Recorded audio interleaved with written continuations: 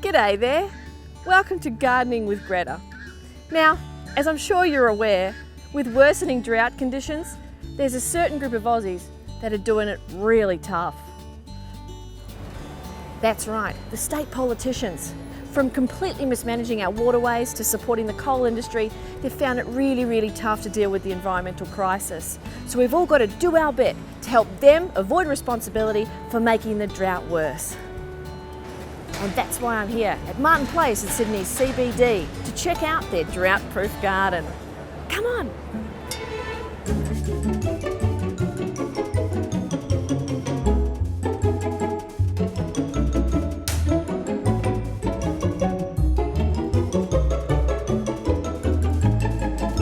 It's a pop-up installation designed to inspire everyday Aussies to cut down on water use in their own garden, unveiled by New South Wales Water Minister Melinda Pavey.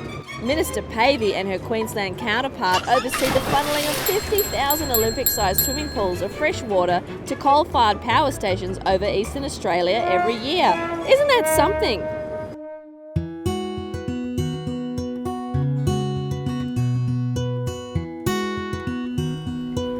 Get a load of these gorgeous little "your problem now" suckers. These plants sustain themselves solely from moisture in the atmosphere. So you better plant some of these in your garden because we're going to need all the fresh water we can get for those poor coal-fired power stations.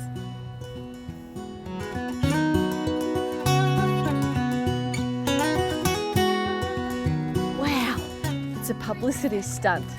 Now these succulents have a beautiful flower which is the perfect distraction for the multitude of ways the government has messed up water management. Now this publicity stunt needs a lot of sunlight, so make sure it's out in the open where everyone can see it and be distracted by it. And keep those nasty government policies far away.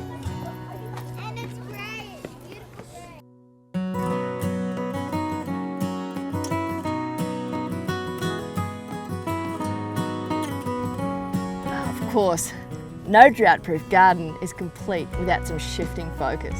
These beautiful plants place the responsibility for climate change solely on the individual without any corporate accountability.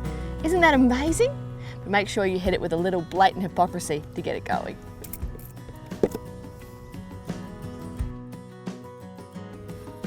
Look over here. It's a look over here. Now, if you're lucky enough to have one of these in your garden, and you will be because pretty soon not much else is going to be able to survive, you can just leave it alone to flourish. Unlike the Menindee Lakes, the government drained them and we still don't know why. And who could forget the please look away from our catastrophic failures. Now these leaves actually weaponise personal responsibility against the individual, so you forget the real culprits of water mismanagement. Makes them a hell of a lot tougher than those weak, pathetic Darling River fish. I mean, who needs millions upon millions of fish when we can have a distraction garden? And that's been our tour of the drought-proof garden. Now you know what you can do to solve the drought crisis, because the government's not going to do anything.